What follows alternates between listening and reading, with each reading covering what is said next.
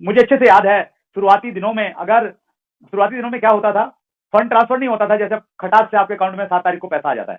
उन दिनों क्या होता था, कंपनी डिमांड ड्राफ्ट बनवाती थी। जी हाँ, हम डिमांड ड्राफ्ट के जमाने के आदमी हैं। चेक इसलिए नहीं भेजती थी, लोगों को चेक पे यकीन नहीं होता था। डीडी बन के आता था 500 रुपए का भी, तो डीडी बन के आता था, डाक से लेट हो गया, बैंक में डाला, थोड़ा पैसा आने में देर हो गया, तो वो 5-7-10 दिन भी मैनेज करना मुश्किल हो जाते थे, पैसे नहीं होते थे।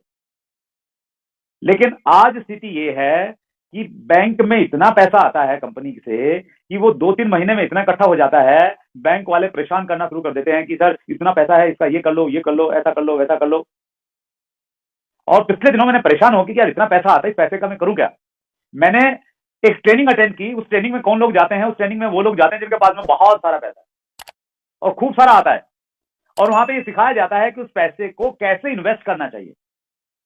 वरुण मल्होत्रा करके एक बहुत बड़े इन्वेस्टमेंट ट्रेनर है, तो उनका मैंने भारी भरकम पैसे देके कोर्स अटेंड किया कि भैया जो पैसा आता है ना, इसको लगाने का तो तरीका होना चाहिए, मैं इससे एनर्जी नहीं लगाना चाहिए, आए और इन्वेस्ट कर दूं तरीके से। तो मैं आपको ये कहना चाहता हूं कि आज अगर आपको इस चीज की परेशानी है कि पैसा नहीं आ रहा है या कम आ रहा है, तो एक दिन आपको इस चीज की परेशानी होगी कि इतना आ रहा है, इस पैसे का करूं क्या, क्या क्या प्लान करूं मैं इसके लिए। उतना पैसा आएगा, मैं सब कुछ भूल जाता था। मैंने बताया, मैं मैरिज एनिवर्सरी भूल गया।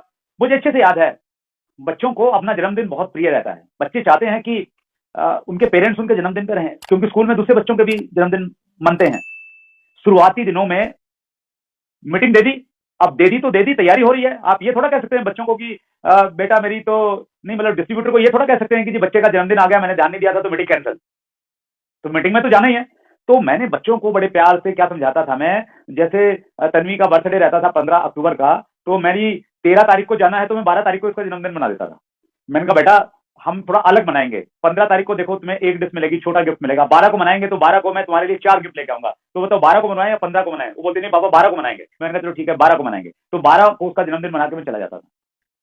तो इस प्रकार के बहुत सारे जो मौके रहते हैं हमारे, वो बहुत सेक्रीफाइस मैंने किए। लेकिन आज स्थिति ये है, सबसे पहले मैं मैरिज एनिवर्सरी की डेट जो है वो बुक करता हूँ, लिखता हूँ उसमें, पूरे साल का कैलेंडर में बुक है। कुछ भी कोई बड़ा इवेंट है, आना जाना कुछ नहीं है, पहले मैरिज एनिवर्सरी 5 साल सेक्रीफाइस किया है। बच्चों के बर्थडे हैं तो सबसे पहले वो नोट किए जाते हैं, उसके बाद में मीटिंग सेमिनार जो होगा वो बाद में होगा। लेकिन आप ऐसा मत करना, आप अभी 10% के लेवल पे हो और आप ये डायमंड वाला स्टाइल बनाना शुरू कर दो कि पहले तो बच्चों के बर्थडे में कोई मीटिंग नहीं करनी है, शादी से एनिवर्सरी से 3 दिन पहले 3 दिन बाद नहीं करनी है। तो वो अभी मत करना, वो आपने तब करना है जब आप 5 साल मेहनत करके उस लेवल पे पहुंच जाओ। और मैं बहुत इंजॉय कर रहा हूँ सर। न केवल मात्र देखिए, आज से बिजनेस में जो आप डायमंड पर पहुंचेंगे, न केवल मात्र आपको बहुत सारा पैसा मिलेगा, अपितु बहुत सारे पैसे के साथ साथ में आप एक इस प्रकार की पर्सनैलिटी बन जाएंगे, इस प्रकार के आपके विचार हो जाएंगे कि आपको एक अलग तरह की खुशी महसूस होगी। लोगों के लिए कुछ करने का मन करेगा, सोसाइटी के आप काम आने के लिए कुछ ना कुछ करने का प्रयास करेंगे, आप लोगों की जिंदगी में कंट्रीब्यूट करेंगे, आपकी वजह से अगर किसी को लाभ हो जाए तो आप वो करना चाहेंगे। तो उस प्रकार की एक अलग तरह की सोच, अलग तरह की जो संतुष्टि वाले भाव है ना, फुलफिलमेंट जिसे हम लोग बोलते हैं, इनलाइटमेंट बोलते हैं इंग्लिश में, तो वो वाली फील आती है, उसको मैं एंजॉय कर रहा हूं आपसे बात करते करते। अब मुद्दे की बात मैं आपसे करता हूं, और मुद्दे की बात यह है कि एक व्यक्ति वो अगर आरसीएम का डायमंड बनना चाहता है, तो पहले तो आपको ये मालूम होना चाहिए कि डायमंड बनने के लिए कितना बिजनेस चाहिए। जी हाँ, 50 करोड़ का वॉल्यूम चाहिए, एक साल में इकट्ठा करके नहीं, एक महीने का। तो 50 करोड़ का वॉल्यूम आपको लगेगा कि जी 50 करोड़ तो बहुत ज्यादा है, कैसे करेंगे। तो आप ये मान लीजिए कि 50 करोड़ हो सकता है, क्योंकि आरसीएम बिजनेस में 3 डायमंड है और एक स्टार डायमंड है, उन्होंने किया तो आपका भी हो जाएगा। तो हो सकता है। कैसे होगा, मैंने क्या किया 50 करोड़ महीने का धंधा करने के लिए, और ये बिजनेस बहुत आसान है। कॉपी कैट मार्केटिंग की किताब है वर्क हेजेस की, उसमें वो लिखते हैं कि जिंदगी में कामयाब होना बिल्कुल कॉम्प्लिकेटेड नहीं है, बहुत आसान है। बस आपको ये करना है, जिस क्षेत्र में आप कामयाब होना चाहते हैं उस क्षेत्र के कामयाब लोगों को देखिए कि वो क्या करते हैं, जैसा वो करते हैं हूबहू आप वैसा कीजिए, उनको कॉपी करना शुरू कर दीजिए। जैसे वो कपड़े पहनते हैं वैसा कपड़ा पहनिए, जैसे वो बोलते हैं वैसा बोलिए, जिन लोगों में उठते बैठते हैं वैसे उठना बैठना शुरू कर दीजिए, जो किताबें पढ़ते हैं वैसी किताबें पढ़ना शुरू कर दीजिए। एज इट इज अगर आप उनको कॉपी करेंगे तो कुछ सालों के बाद आप बिल्कुल उनके मुकाम पे पहुंच जाएंगे। और डायरेक्ट सेलिंग की तो यही खूबी है, ये डुप्लीकेशन का बिजनेस है। जो आदमी जितना ज्यादा नकलची होगा ना, जितना ज्यादा नकलची होगा, कॉपी करने में मास्टर होगा, वो उतना जल्दी बिजनेस में कामयाब हो जाएगा। और कॉपी करने में थोड़ी सी कॉमन सेंस चाहिए। कई बार जिस आदमी की आप कॉपी कर रहे होते हैं तो उसकी अगर कुछ एक आध अगर वीकनेस है तो वो भी आप कॉपी कर लेते हैं, तो वो थोड़ा सा कॉमन सेंस की आपको जरूरत पड़ेगी कहीं ना कहीं। तो राइट, मैंने क्या किया, कुछ पॉइंट्स मैं आपके साथ में शेयर करना चाहता हूं।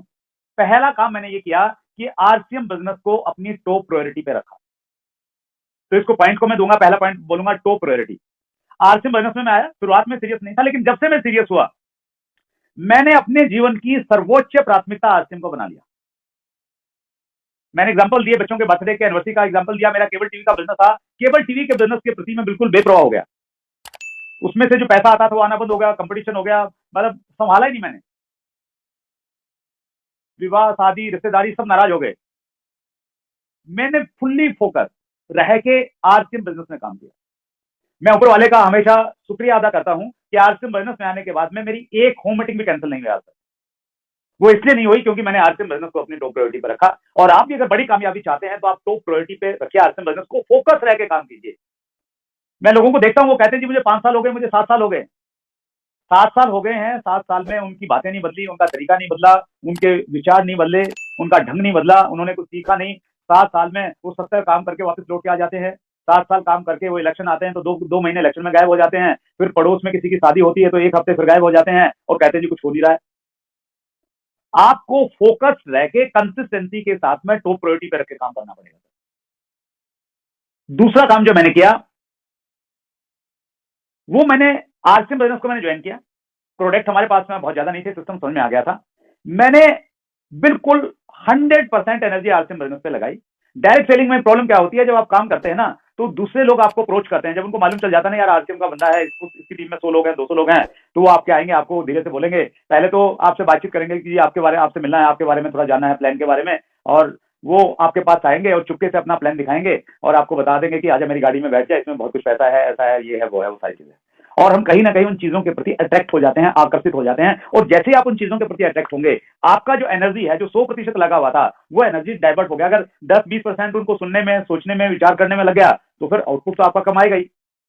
तो मैंने क्या किया, मैंने कहीं पढ़ा कि जो वो जो तांगे में जो व्यक्ति घोड़ा जोतता है, तो वो अच्छी स्पीड लाने के लिए घोड़े के दोनों तरफ, दोनों नजरों के साइड में एक ब्लिंकर लगा देता है। तो जब वो ब्लिंकर उसके साइड में लगता है तो घोड़े को कुछ नहीं दिखता है, न उसको घास दिखती है, न घोड़ी दिखती है, उसको सिर्फ मंजिल दिखती है और वो मंजिल पे जल्दी पहुंच जाता है। कोई भी व्यक्ति मेरे पास में, पहली बात तो ये कि मेरी कमिटमेंट को देख के, मेरे पागलपन को देख के कोई व्यक्ति मेरे पास में आया नहीं कि वो प्लान दिखाने के लिए आए। और एकाध अगर कोई आ भी गया होगा तो मैंने बड़ी विनम्रता के साथ में उसको नमस्ते किया। मैंने कहा भाई साहब, आपकी कंपनी मान लिया, बहुत बढ़िया है, आपका प्लान बहुत बढ़िया है, आपके प्रोडक्ट मतलब जो है ना वो आसमान से आए हैं, इससे बढ़िया कुछ है नहीं, लेकिन मैं आरसीएम बिजनेस को लेकर कमिटेड हूं और मेरा कमिटमेंट है कि मैं जिंदगी भर आरसीएम करूंगा, इस कमिटमेंट के साथ में आया हूं, प्लीज मेरा कमिटमेंट मत तोड़िए। तो आदमी ने फिर मेरे से बातचीत नहीं की।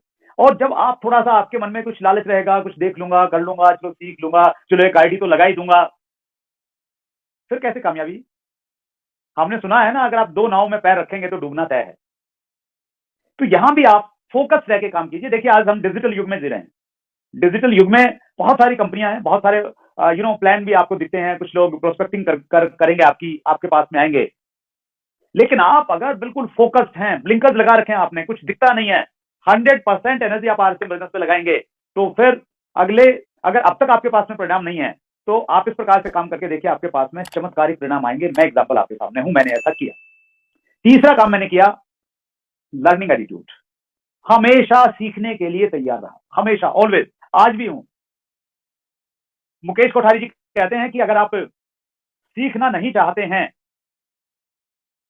If you don't have a learning attitude, कोई भी नहीं सिखा सकता। हार्वर्ड यूनिवर्सिटी का प्रोफेसर भी आपको कुछ नहीं सिखा सकता। और अगर आप सीखना चाहते हैं तो नाली में पड़ा हुआ शराबी और एक छोटा सा बच्चा आपको बहुत कुछ सिखा सकता है।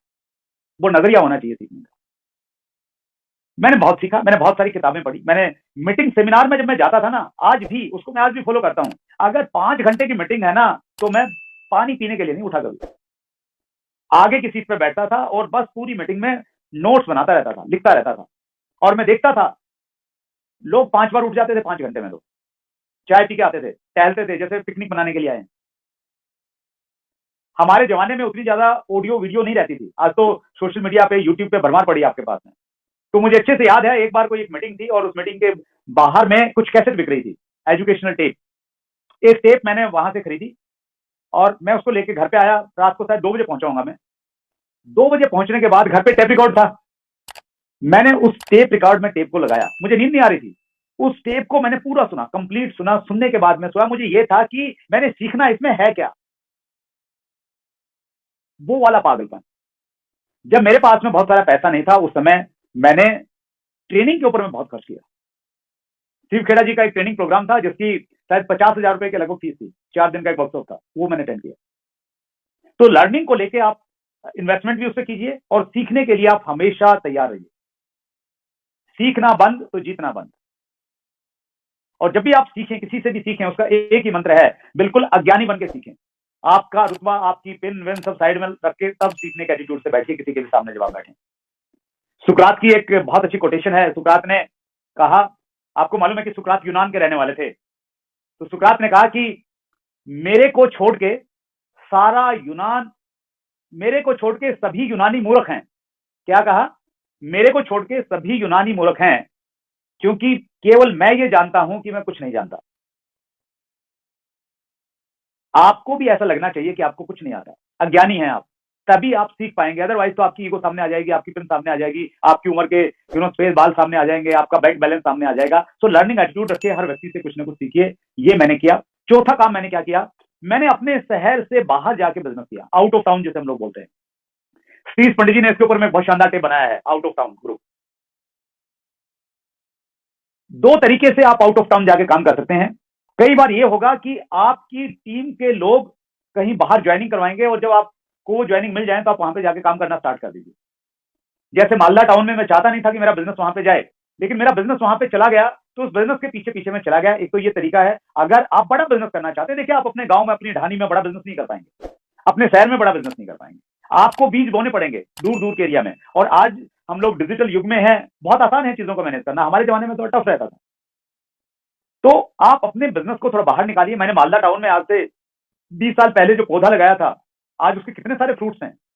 मालदा टाउन शहर में अगर मैं स्टार एमराल्ड से ऊपर की बातचीत करूं तो शायद दर्जनों लोग होंगे। तो बीज लगाया था तो उसके फ्रूट हैं सर।